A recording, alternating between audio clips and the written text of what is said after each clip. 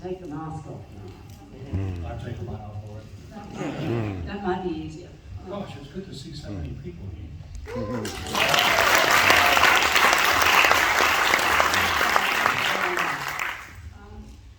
We're here to discuss this. I mean, David is incredible, with, he's dogged when he's writing a book, it's sort of like when we've been overseas at festivals, you're burrowing down in your hotel room and writing every night. Not having the fun that I was having. But it's an amazing achievement, David, all the books you've written. So congratulations on this one. I've been to the aria. I thought the first question I'd like to ask is, do you know how many films you've seen in your life?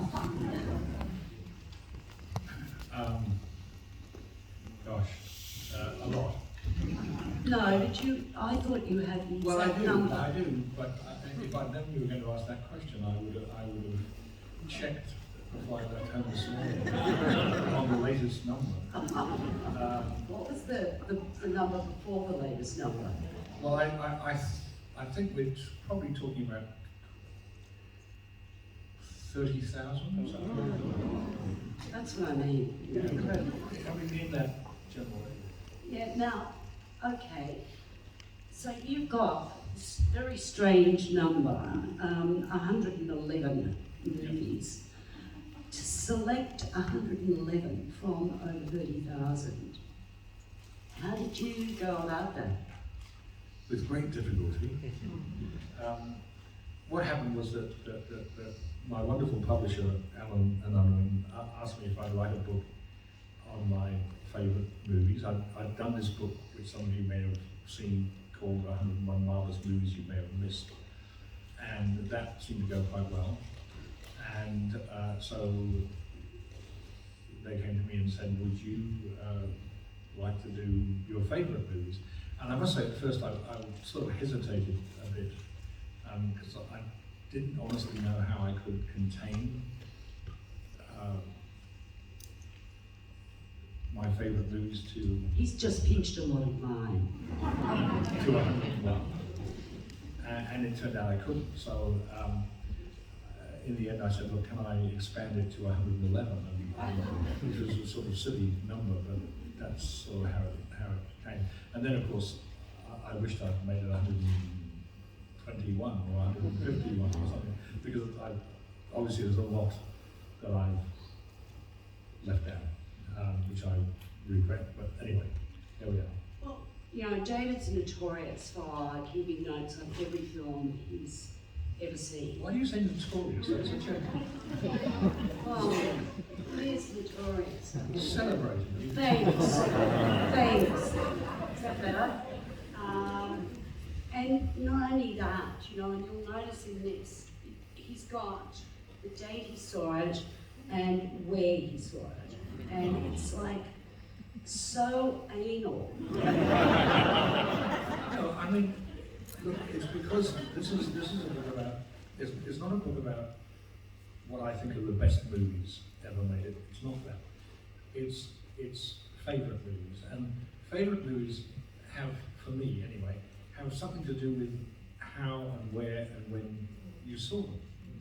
And so I have very fond memories of some of the circumstances in which I saw these favourite movies, which helped make them favourite movies. So that's why I included that. What did you do? Did you go back through all your records and, or did you just pluck them out of the air or what? A bit of both, really. I did a lot of going back through records, and mainly I just watched all the movies again and more. I watched them all in order to cull them down to 111. And that was such fun. I mean, look, there was a pandemic. There was a lockdown. What else could you do? It was very handy for you, wasn't it? Did you cull from a much greater number Yeah, I think so. As I say, by the time I finished and locked it in at 111, that's when I started thinking, oh my God, I didn't do this and I didn't include that. Yeah. Well, the one I thought of, but you didn't include, was this Here we one. go. I can't remember where we saw it, but it was about 1990. It's called Touchy Danielle, and it's a French film about this horrible woman, really horrible. And David at the end of it was in tears, and I'm going, what's going on here? This is the most grotesque creature I've seen on film in a long time. And you said it reminded you of someone. Yeah, but it was never going to be a favourite film. I thought that was a good one to include. No, look, one of the things that really struck me after I really made the selection and decided, okay, those are going to be the 111, was how many of them are from the 50s. And that is surely because in the 50s I was a teenager. I left home, well, during the course of the 50s I left home anyway, which gave me the freedom to go and see anything and everything. I lived in a city in England called Birmingham first, and then in London. And there were cinemas everywhere. Every suburb had at least 1 or 2 cinemas, and you could catch up with films from the past. You could see all the current films, and so that was a really happy film-going time for me. And so a disproportionate number of films in the book, I'm sure, come from that period because I was so happy and so free to be away from my parents' stern restrictions when they used to say, oh, you know, you don't want to go and see that rubbish, do you? Bad for your eyes and all that sort of stuff. So I was free, and so a lot of films are from that period. There's even 2 of the films in the book I originally saw as a double bill. 3 Tens of Humour and The Brothers Rico. What a fantastic double bill that was. I went back and saw it about 3 times. It was, you know, 2 not major, not masterpieces, but 2 really good mainstream Hollywood genre pictures, beautifully directed, and that was the sort of thing that was bread and butter to me when I was 17 or so, which is probably when I saw 16, 17. But you actually, and I mean, I think the other interesting thing about the book is that it is chronological. Yeah. And you've got a lot of silent films in here. Not a lot, about 5 or 6. Well, yes, I know. Not enough. I know. But I mean, where did this love of silent cinema come from? You don't love silent cinema? I love silent cinema. I adore silent cinema. I mean, silent cinema, as I'm sure you know, is a whole different genre. I mean, the art of silent films, especially later on, from about the early 1920s up until the coming of talkies, silent film was an extraordinary art form where the acting had to be so subtle and yet so profound. In a drama, I'm talking about drama, not comedy. I'm talking about films like The Last Command, which is one of the films in the book directed by Joseph von Sternberg, or Wings, directed by William Wellman. I mean, these are, or City Lights, directed by Chaplin. I mean, these are films of profound emotion. And, you know, people ask me all the time what makes a good film for me, and it's emotion. It's if I'm drawn in emotionally to a film, then that to me makes it something special. If I'm left remotely not involved on an emotional level, then it doesn't. So some of the silent films, and there were so many more I could have chosen when I think about it. I mean, The Wind or The Crowd, or, I mean, there's so many. I love silent films. Well, the other element that I found really interesting, you know, you've always been a grand campaigner against censorship in this country, and I was appalled to you know, read that, well, like The Night of the Hunter, banned in Australia, A Wood de Souffle, Breathless, and Viridiana. And, you know, your outrage, you know, it shows through in the book too. Does it? Yeah. Well, I mean, when I arrived in Australia, which was in 1963, those three films had already made a huge impact on me. I saw The Night of the Hunter in Birmingham. It was, for those of you who've never seen it, it was the only film directed by Charles Lawton, and it is one of the great films. Probably after Citizen Kane, it's the greatest film, first film by a director. And A Bout de Souffle by Godard would possibly be another. And The Night of the Hunter made such an impact on me when I first saw it. So did Godard's first film, A Bout de Souffle. And so did Buñuel's Viridiana, which was, again, an extraordinary film. And when I arrived in Australia, and I discovered that those three films were banned here, banned, it did make me furious and sad that Australian film goers were denied by stupid censors that these great films. What was the basis of the censorship then? Was it blasphemy? It was blasphemy. In the case of The Night of the Hunter, I'm told, the censors, the fact that the central character played by Robert Mitchum was posing as a priest. He was not a priest. He was posing as a priest, and he was a serial killer. And the fact that he was posing as a priest, the censors seemed to think that the film was blasphemous. And Viridiana too, the film was banned on the grounds of blasphemy. A Bout de Souffle, I understand, was banned on the grounds of general immorality. I mean, God, they were terrible in those days. Well, I mean, that was one of the things that you did as director of the Sydney Film Festival. You really fought that cause very strongly, didn't you? I did. Well, I really became director of the Sydney Film Festival on a mandate to do something about censorship. And because the festival wasn't just the commercial cinema, the art house cinema that was suffering this censorship. I mean, people don't really hardly believe that hardly a film was released in the mid-60s, early to mid-60s, that didn't have some kind of censorship interference.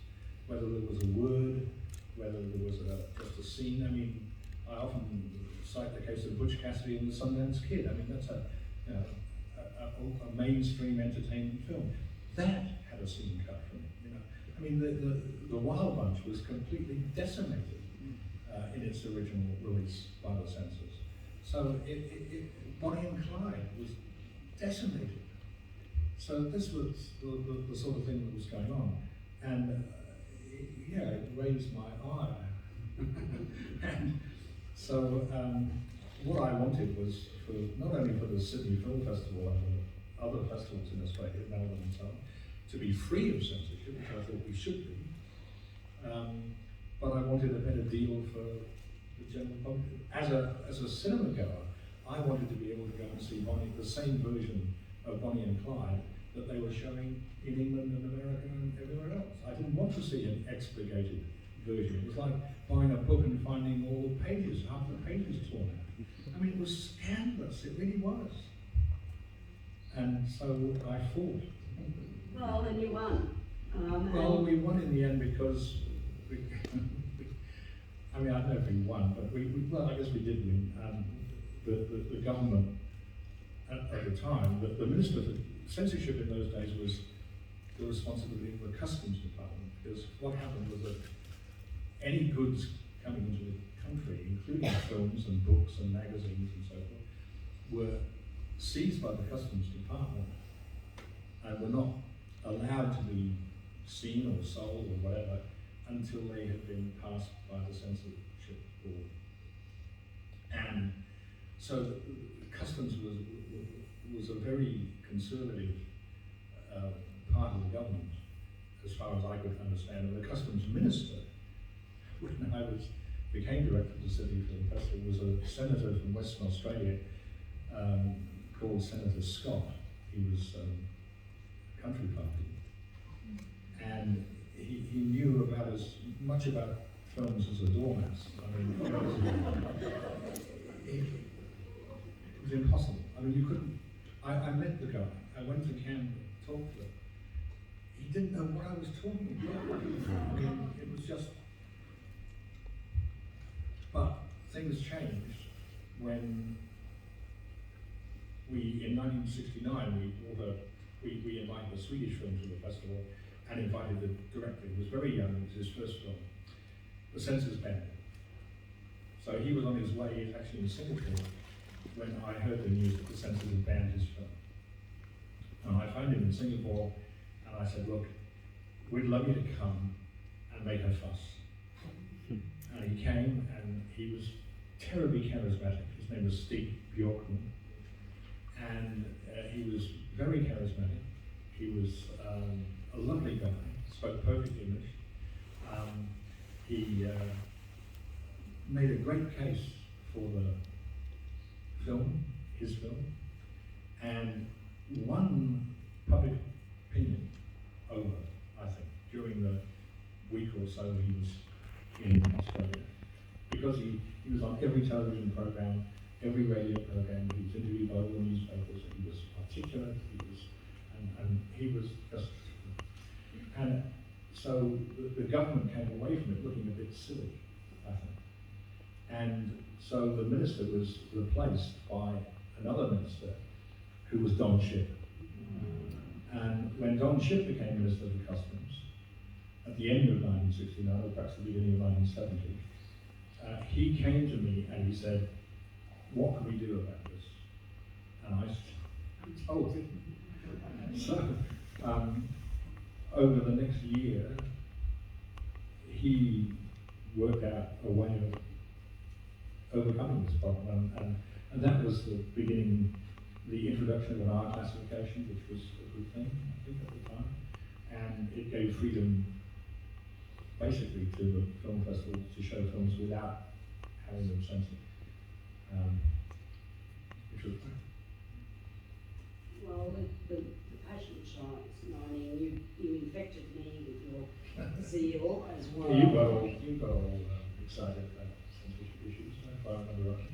Yeah, I did, because, you know, it really got under my skin that I could go to an international festival and see a film that was not allowed to be shown here. Now that's absolutely ridiculous. You know, what you do, you got to do something. I want to know why there isn't a Lars von Trier film in the book.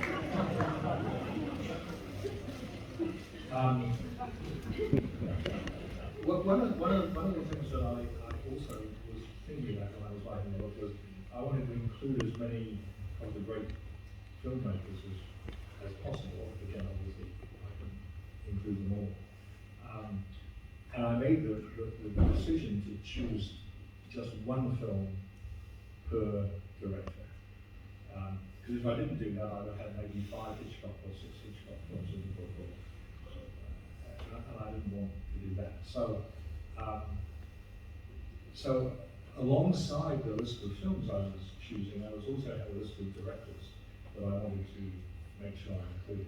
Now, if you honestly think in your wildest dreams that Lars von Trier would be in that list, I rest my case. Paul Greengrass. Paul Greengrass, likewise. David. Not as bad, not as, dare I say, phony. Excuse me, can I just remind you that you actually liked Centro? Yes, Lars von Trier made a couple of good films at the beginning of his career before he went.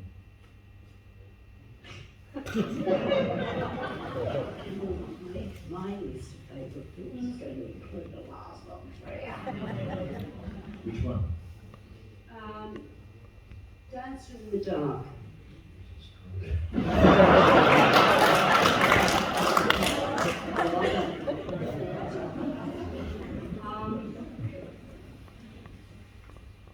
Okay. Now, what were the filmmakers, the absolute, must inclusions on that list of filmmakers? There's a lot. I mean, Hitchcock, Hawks, Lang, Sternberg,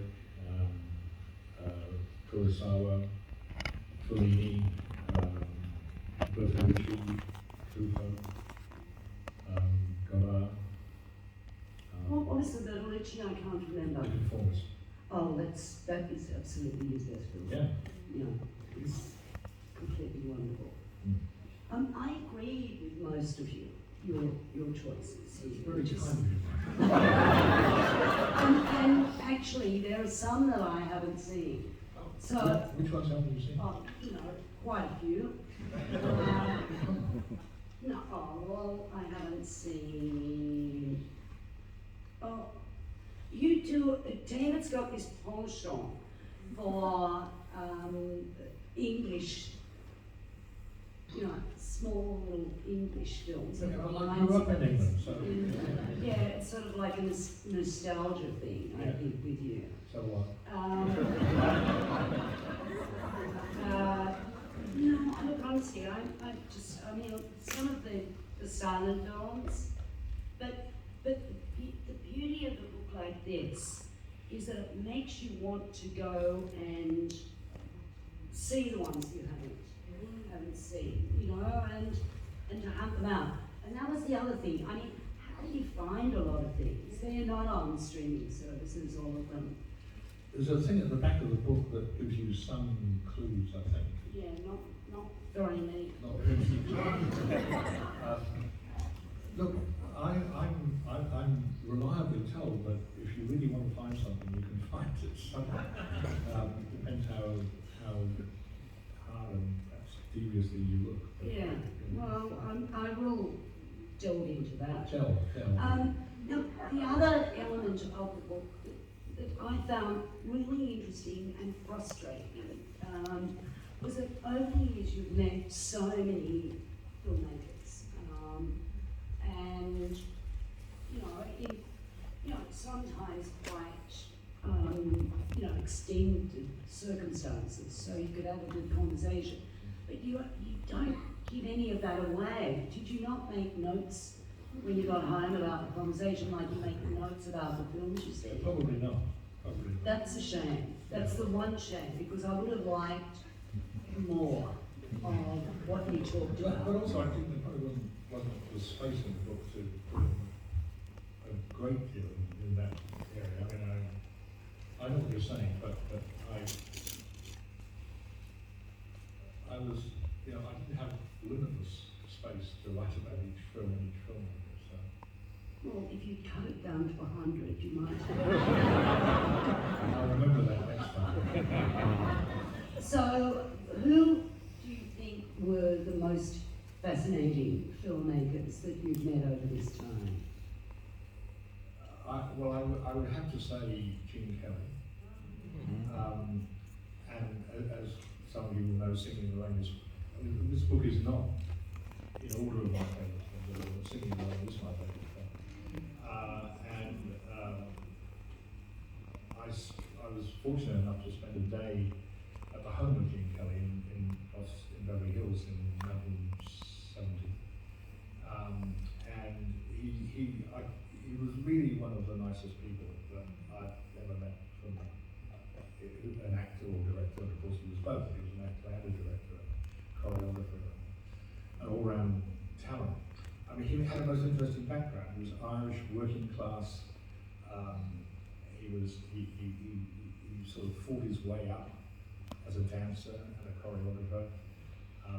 First had a success on Broadway in Pal Joey, and then went into movies and not only starred in a number of musicals at a time when musicals were probably the most important film genre, but also directed, or at least co-directed with Stanley Donald, 3 extraordinary, innovative films: On the Town, Singing in the Rain, and It's Always Fair Weather. And so he talked about all of that. He talked about, and I did record that. I How had did we get a little bit more grit in the book? Space. At the time I was doing some work for 2GB in Sydney, and I recorded, I actually recorded until the battery on my tape recorder ran out.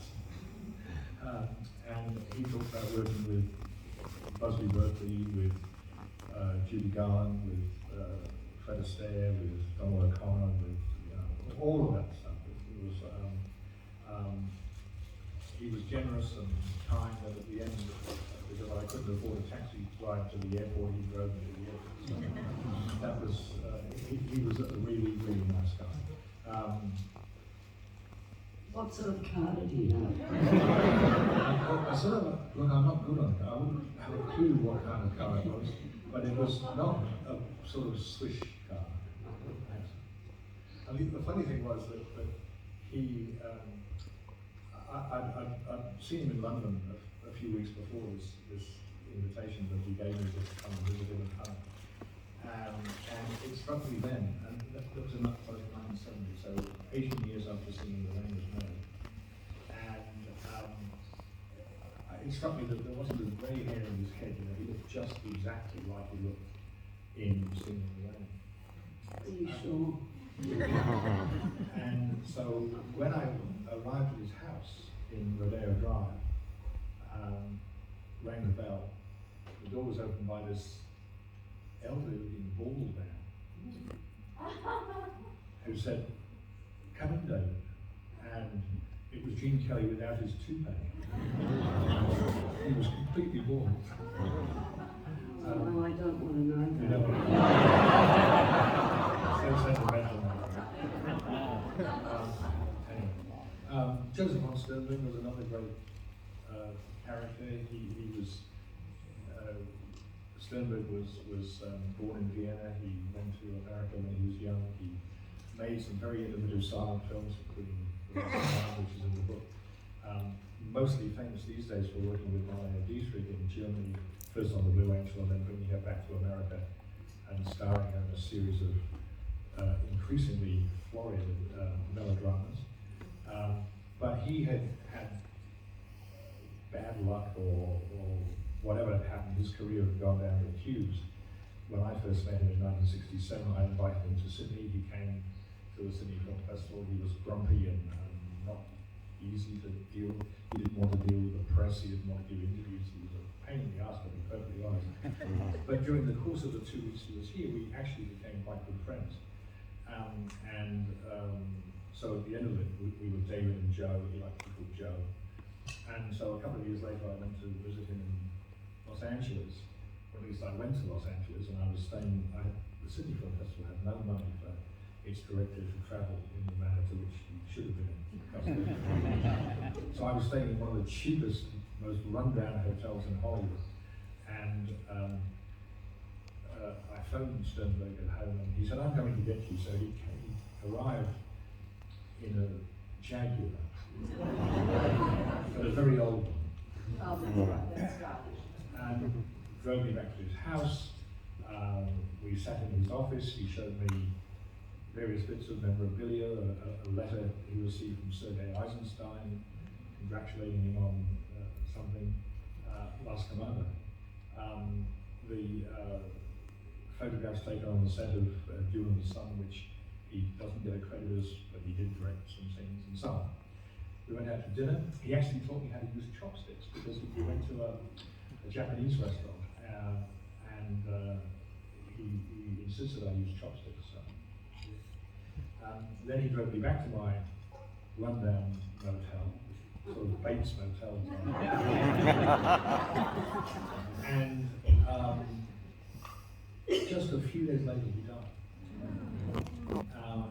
And he was just really a lovely man, extremely talented. When he was in Sydney, we went to the ABC studios, which in those days was in Gore Hill. And the crew was still old enough to know who Joseph von Sternberg was. Am I not pointing that? The crew was, they knew him, they knew of him anyway, his notoriety or celebrity had filtered through. So he came into the studio and he looked around and he said, "Why is that light there? It should be here." And they moved it. Lighting was his famous thing. He was lighting and cinematography were something that he cared very much about. Being director of the Sydney Film Festival gave you access to a lot of these people, didn't it? They were halcyon days for you. They were, and it was a great period for cinema. I mean, throughout the 70s, for the whole of the 70s, when you had all those wonderful European films being made, it was great to be able to be on friendly terms with people like Bertolucci and Solomovsky and Makoveyev and so on and so on. I mean, it's sort of, because the Bertolucci you've chosen is The Conformist. And it's one of his earlier films, not the earliest, I know.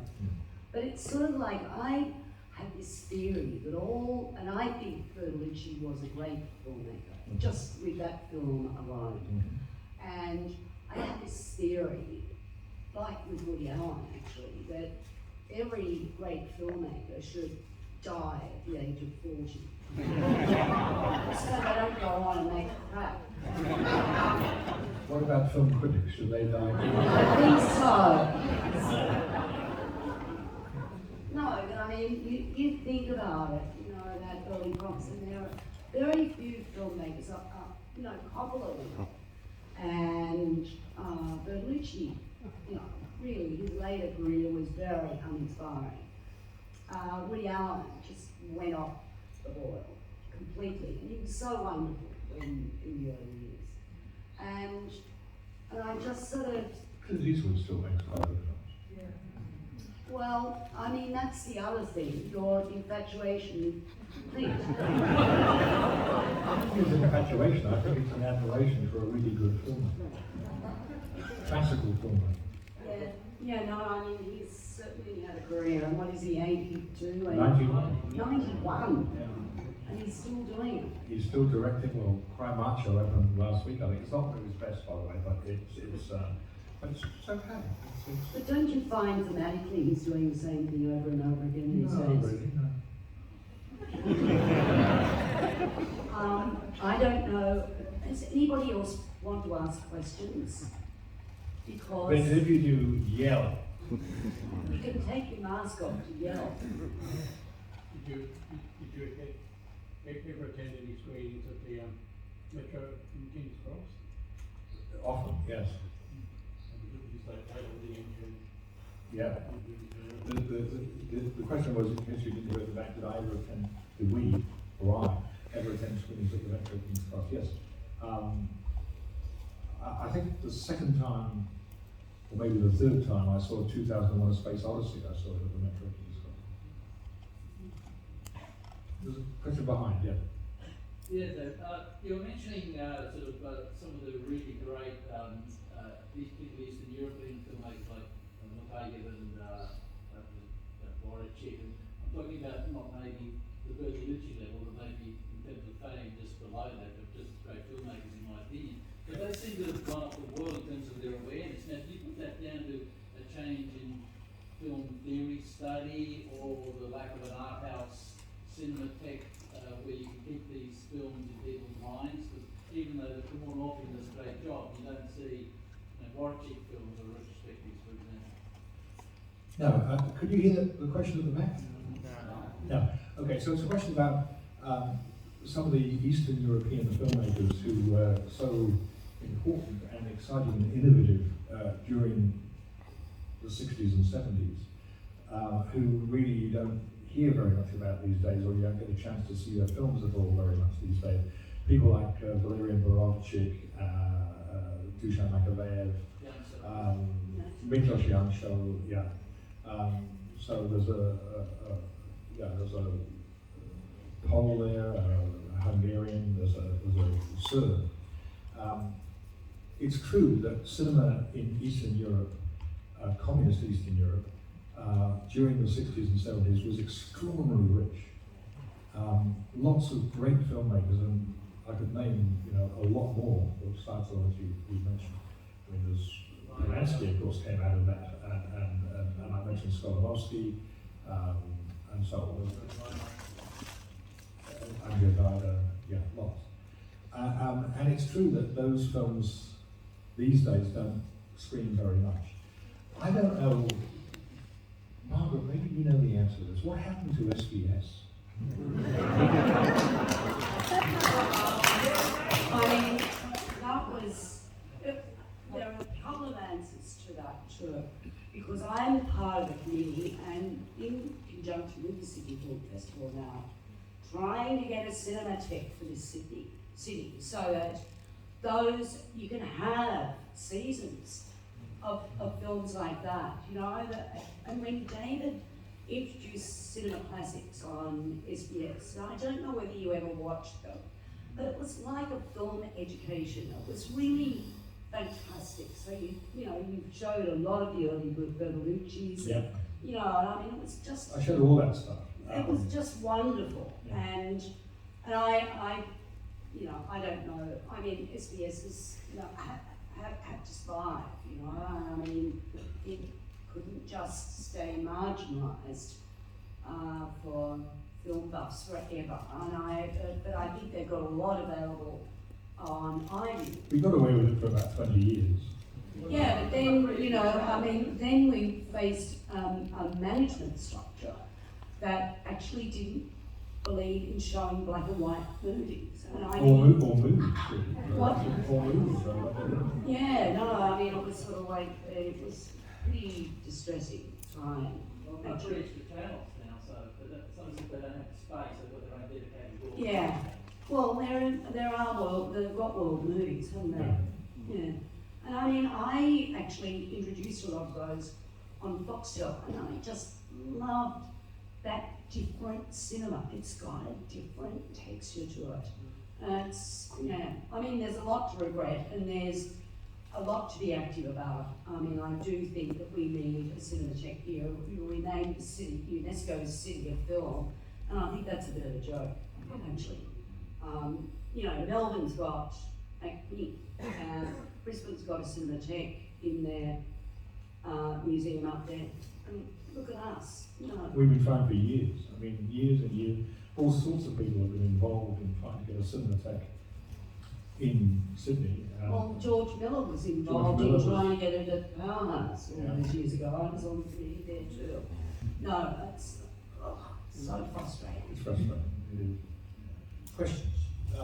Lots. Okay, wait a minute. Gentleman there. Had her hand up for a long time. I'm sorry. Okay.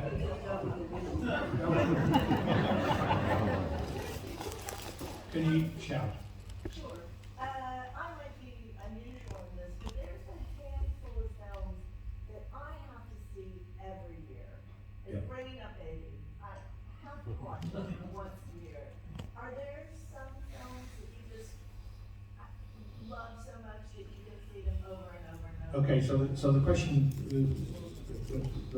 the lady, sorry, woman, says that there are a handful of films that she has to watch every year. Bringing Up Baby, a great film, being one of them. Am I the same way? Yes, of course. Of course. I mean, what are they? Well, they're in the book. They're in the book. I mean, It's a Wonderful Life, I can see. I can see, well, Singing in the Rain, obviously. Meet Me in St. Louis, I can see over and over again. The Awful Truth, I mean, you like Bringing Up Baby, Cary Grant. The Awful Truth is just fantastic. It's so funny. Yeah. All 111 I could watch every year, and more that are not in the book. Yeah, he does. He went to Alaska and had to find a cinema. Well, it's not so hard to find cinemas in Alaska. A Wonderful Life screen December 18, 19 Sorry? A Wonderful Life screen. It's a Wonderful Life is screening December the 18th and 19th here at the Orpheum. And if you haven't seen it, it's just wonderful. It really is. Now, yes, there's a question there. Forgive me, David, I haven't read your book yet, but I have bought it. I'm just wondering, I'm assuming there are some Australian films amongst your favourites. Yes, there are 10. The oldest one being Picnic at Hanging Rock, given that they're in chronological order, and the most recent one being Samson and Delilah, that beautiful Warren Thornton film. And in between there, what have we got? We've got Lantana, we've got Newsfront, which is perhaps my favourite Australian film. Animal Kingdom. Sweetie. Sorry? Sweetie. Sweetie, yes, Sweetie. One of the most eccentric Australian films ever. I love it. Jane Campion's film. One of the curious things I should perhaps draw attention to is that there's no Australian film in the book by George Miller, but there is an American film by George Miller called Lorenzo's Oil, which is my favourite George Miller film. And George and I have discussions about this sometimes because he thinks I should have put in Mad Max 2 or something like that, you know. And I said, I just love Lorenzo's Oil because it's such again, it's this thing emotion, you know, that I talked about before. It's a true story. Nick Nolte and Susan Sarandon are just superb in it. And it's a subject that I think George, who trained as a doctor before he became a filmmaker, took to his heart. And it really feels like it. So maybe many of you have never seen it, Lorenzo's Oil, but you should try and see it. It's really good. Where are we going? I can see one here. Yeah. I was wondering, what movies which are pretty much universally beloved do you not like? What movies that people are praising?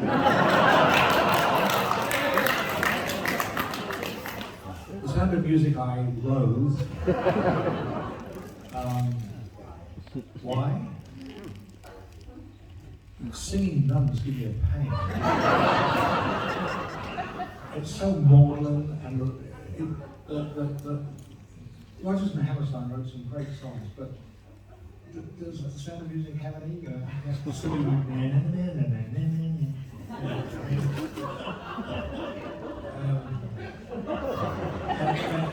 that opening shot of Julie Andrews, Julie Andrews actually gives me a pain as well.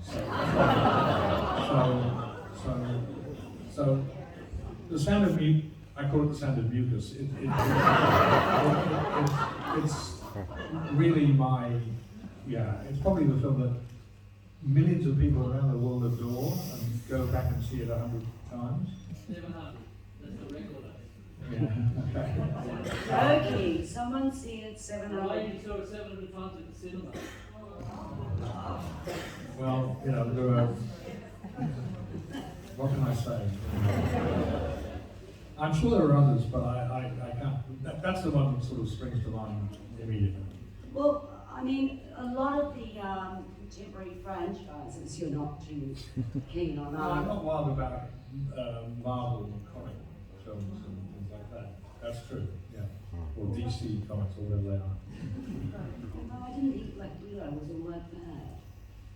Same as. I know. Sorry, there was another question up back there. You, yeah.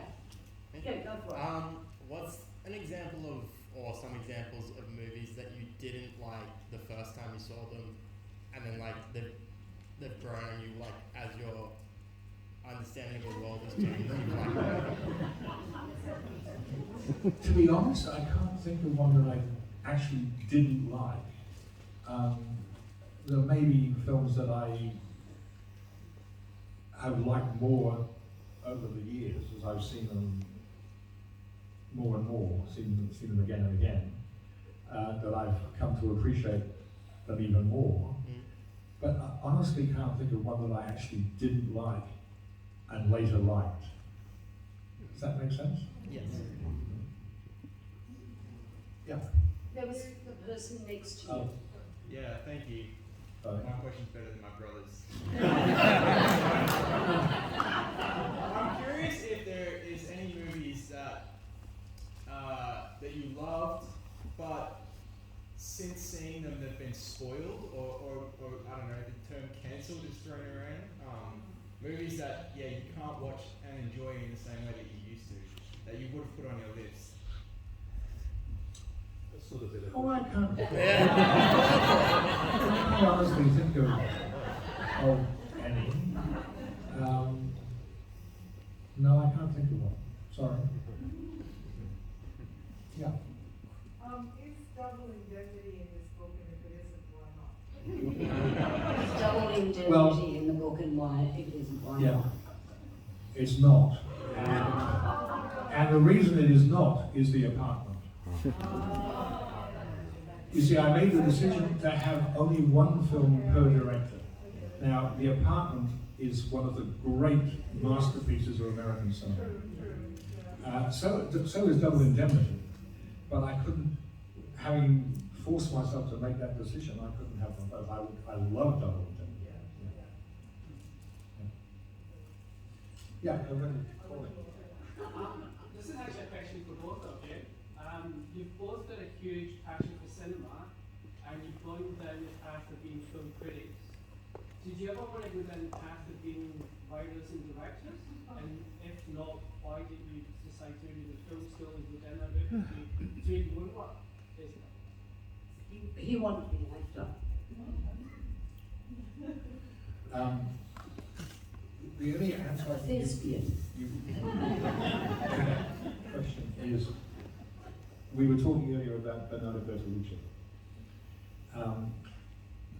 Some years ago I was in London and I was having dinner with Bernardo, who I knew quite well, and with Derek Malcolm, who was an English critic who had written for, at the time, was the critic for The Guardian, had been in that role for many years. And there were a couple of other people, including Bertolucci's wife. And I think it was she who said to us, me and Derek, you know, you're both critics. Have you ever thought you should make a film? And before we could answer, Bertolucci said, don't ever say that. We, the filmmakers, need people like David and Derek because they're the bridge between us and the audience. We need that link. And film critics provide that link, and they play a very important role in that sense. And I think that's possibly true, and really I know where my limitations are. I have endless admiration for writers and directors and other creative people who make films, and I don't think, I mean, I'm 82 now, so I'm never going to make a film, but yeah, but he's been doing it for years. And my answer to that is that I actually started out as a writer, and I got terribly disillusioned with the writing process. I don't know whether you remember a series on the ABC, Certain Women, and we were just out of NIDA, writing course at NIDA, and we got the chance to write for Certain Women, and I sort throw in scripts and no one ever gave me any feedback, no one ever edited them, and I knew they were great. And so I had to fight to go into the studio just to watch what was happening. You know, writers was all like, okay, hand in the script and, you know, buzz off. And then I got the chance, Ken Cook wrote this series of books under another name, Alan Hale, and they were sort of like, you know, not high class. And one of them was called, I think, Bushranger, and Channel 9 wanted to adapt it, and Ken didn't really want to do it. And he and my husband and I were, you know, very close in those days. And he asked me if I would do it. And it was the most horrendous experience of my life. It was shooting down Terry Hill somewhere. And I get up, and it was an Italian director who directed Boney on television. I can't remember his name, I'd have expunged it from my mind. And he would turn up 2-3 hours late, not knowing what we were going to do. He turned up with this actress, who he obviously had a night with, and wanted me to ride her into a scene. And it was sort of like, so demeaning and horrible that I went, I don't want to do this anymore. I really don't want to do it anymore. And that's, you know, really, I got the chance to, you know, start working at SBS. And it was such a relief because I got so many opportunities at SBS to be a producer, executive producer, and they, you know, to see, you know, young talent and really support it. And they were exciting years, weren't they? They were, yeah. Yeah, no, it was a wonderful place to work in the early years. So that's my story.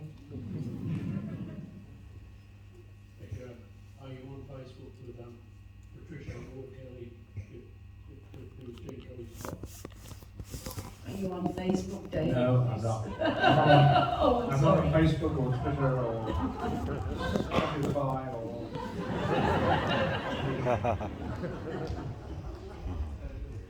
Yes. If your list was longer, would you have included Field of Dreams? No. No. If my list was longer, I would have included probably Blow Up. That was heavily censored too.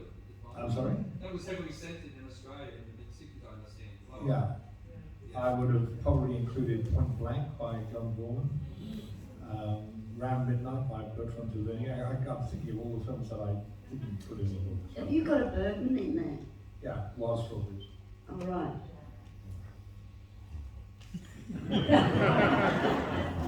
So if David, you were only given the opportunity of taking 6. Sorry, say it If again. you were only given the opportunity of having 6 films, what should they do? If you could only choose 6. Yeah, only 6 films. I couldn't do it. I couldn't do it. Just no, I couldn't do it. Well, he makes lists of 10 best Australian films, so I don't think that what you're asking is such a stretch. You know, I mean, you could do it. Well, I'm not going to now. See what I've had to put up with it. Yeah, yeah.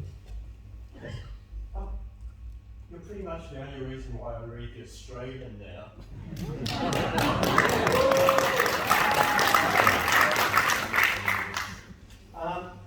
One thing's an observation firstly.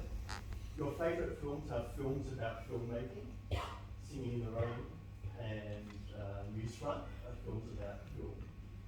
And the other thing is, as a critic, you've never shown genre biases, right? You've always loved every genre, whether it's science fiction or fantasy or western, and a lot of critics tend to be very biased against particular genres. So I've always loved the fact that you embrace the whole gamut. Thank you. Well, so if you look here at the back, the gentleman only reads The Australian on a Saturday, because I write in it, which is very nice. And he also appreciates the fact that I, as a critic, I don't have genre bias. No, I don't. I'm open to any subject or genre. But again, I think that's probably because as a kid, I grew up on musicals and westerns, which are both genres that are not so very popular these days, I guess, unless the musical is a Broadway transposition to the screen. Oh, wait a minute, there aren't any prison movies in this. Prison movies, no, I'm not, probably not my favourite genre, the prison movie, but I've seen a couple of good prison movies. Brute Force is a good prison movie. Shawshank Redemption. No, I don't like the Shawshank. All right, I think we've got to call it a day. You know, it's been lovely, and you're so engaged. Yes, thank you. Thank you for being such a wonderful audience. Well, now you know why I've been so lucky all my life to have conversations with this man. You know, I do count myself as very lucky, and I congratulate you on this book. Thank you.